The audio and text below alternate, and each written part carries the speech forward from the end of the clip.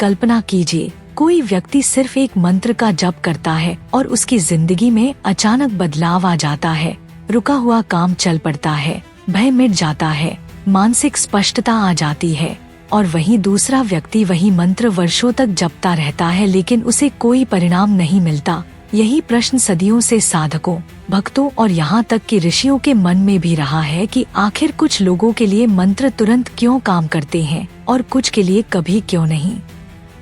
और इस रहस्य को समझने के लिए हमें पहले यह समझना होगा कि मंत्र कोई साधारण शब्द नहीं है, बल्कि ध्वनि ऊर्जा के जीवित रूप है।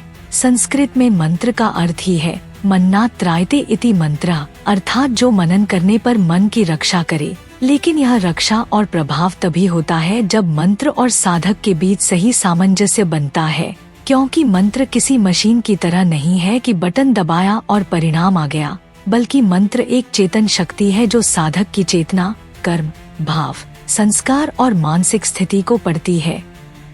सबसे पहला कारण कि मंत्र कुछ लोगों के लिए तुरंत काम करते हैं, उनका पूर्व संस्कार होता है। बहुत से लोग यह नहीं जानते कि वे इस जन्म में पहली बार मंत्र नहीं जप रहे होते, बल्कि पूर्व जन्मों में भी उन्होंने उसी देवता, उसी ऊर्जा या उसी बीज मंत्र से जुड़ी साधना की होती है। इसलिए जैसे ही वे इस जन्म में मंत्र जपते हैं, वह अधूरी साधना पुनः सक्रिय हो जाती है और परिणाम तुरंत दिखने लगते हैं।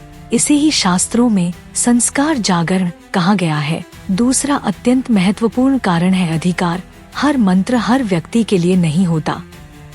जैसे हर औषधि हर रोगी के लिए उपयुक्त नहीं होती, वैसे ही मंत्र का प्रभाव साधक के स्वभाव, ग्रह स्थिति, मनोवृत्ति और जीवन उद्देश्य पर निर्भर करता है। कई बार व्यक्ति ऐसा मंत्र जप रहा होता है जिसकी ऊर्जा उसकी आंतरिक प्रकृति से मेल ही नहीं खा रही होती, इसलिए मंत्र उसकी चेतना में प्रवेश ही नहीं कर पाता। तीसरा सबसे बड़ा कारण है भाव की शुद्धता। आज के समय में लोग मंत्र को एक टूल की तरह उपयोग करना चाहते हैं।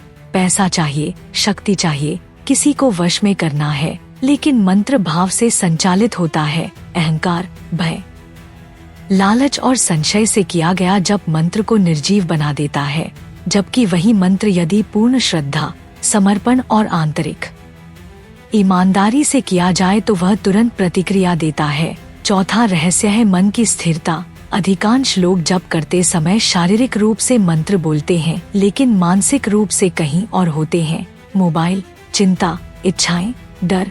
जबकि मंत्र तभी सक्रिय होता है जब मन, प्राण और ध्वनि एक ही दिशा में बहें। इसे तांत्रिक भाषा में त्रिपुटी संयोग कहा गया है। पांचवा गहरा कारण है कर्मिक अवरोध।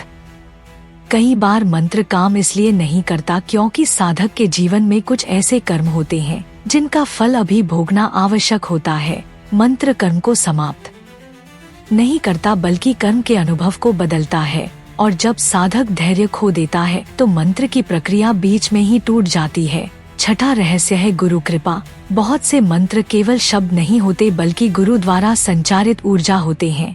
बिना दीक्षा के जपा गया मंत्र भी प्रभावी हो सकता है, लेकिन दीक्षित मंत्र कई गुना तेज गति से कार्य करता है क्योंकि उसमें गुरु की चेतना जुड़ी होती है। सातवां कारण है निरंतरता बनाम अपेक्षा। जो लोग मंत्र से परिणाम की लालसा रखते हैं, वे मंत्र को बांध देते हैं, जबकि जो लोग मंत्र को साधना मानकर करते हैं, उनके जीवन में परिणाम अपने आप उतरते हैं। आठवां अत्यंत सूक्ष्म कारण है देवता की स्वीकृति। शास्त्रों में स्पष्ट कहा गया है कि देवता भी साधक की परीक्षा लेते हैं, कभी मौन रखकर, कभी विलंब करके। और जो साधक बीच में ही रुक जाता है, उसके लिए मंत्र निष्क्रिय प्रतीत होता है, जबकि जो साधक बिना परिणाम की मांग किए जप करता रहता है, उसके लिए अचानक एक दिन सब कुछ बदल जाता है। और यही कारण है कि दो लोग एक ही मंत्र जपते हैं, लेकिन एक का जीवन बदल जाता है और दूसरा कहता रह जाता है कि मंत्र काम नहीं करता। सच्चाई यह है कि मंत्र कभी विफल नहीं होता। विफलता केवल समझ और तैयारी की होती है। और जब यह रहस्य समझ में आ जाता है तो साधक मंत्र को नहीं, स्वयं को बदलना शुरू करता है, और यहीं से असली साधना शुरू होती है। अंत में यह समझना अत्यंत आवश्यक है कि मंत्र कोई जादू की छड़ी नहीं है जिसे घुमाते ही चमत्कार हो जाए, बल्कि मंत्र स्वयं में एक जीवित चेतना है जो साधक की चेतना के स्तर को परखती है। और जब तक साधक भीतर से तैयार नहीं होता तब तक मंत्र केवल ध्वनि बना रहता है, शक्ति नहीं। यही कारण है कि शास्त्रों में बार बार कहा गया है कि मंत्र से पहले पात्रता आती है और पात्रता से पहले आत्मनिरीक्षण। आज का मनुष्य बाहरी परिणामों पर इतना केंद्रित हो गया है कि वह यह भूल गया है कि मंत्र का पहला प्रभाव बाहर नहीं बल्कि भीतर होता है। वह आपके अहंकार को तोड़ता है, आपके भय को उजागर करता है, आपकी छिपी हुई वासनाओं को सामने लाता है। और जब यह प्रक्रिया शुरू होती है तो कई लोग घबरा जाते हैं और कहते हैं कि मंत्र काम नहीं कर रहा, जबकि वास्तव में मंत्र अपना सबसे कठिन कार्य कर रहा होता है, आपको आपसे मिलवा रहा होता है। यही कारण है कि सच्चे साधक परिणाम को नहीं, परिवर्तन को महत्व देते हैं। वे जानते हैं कि जब भीतर की दिशा बदलती है तो बाहर की परिस्थितियां अपने आप बदल जाती हैं। मंत्र का उद्देश्य भाग्य को बदलना नहीं बल्कि चेतना को इतना ऊंचा उठा देना है कि भाग्य का प्रभाव ही गौण हो जाए। और जब साधक इस सत्य को समझ लेता है तब वह मंत्र से सौदा नहीं करता बल्कि समर्पण करता है, और उसी क्षण से मंत्र उसकी रक्षा करने लगता है, उसे मार्ग दिखाने लगता है, उसे गलत रास्तों से खींचकर सही दिशा में ले आता है।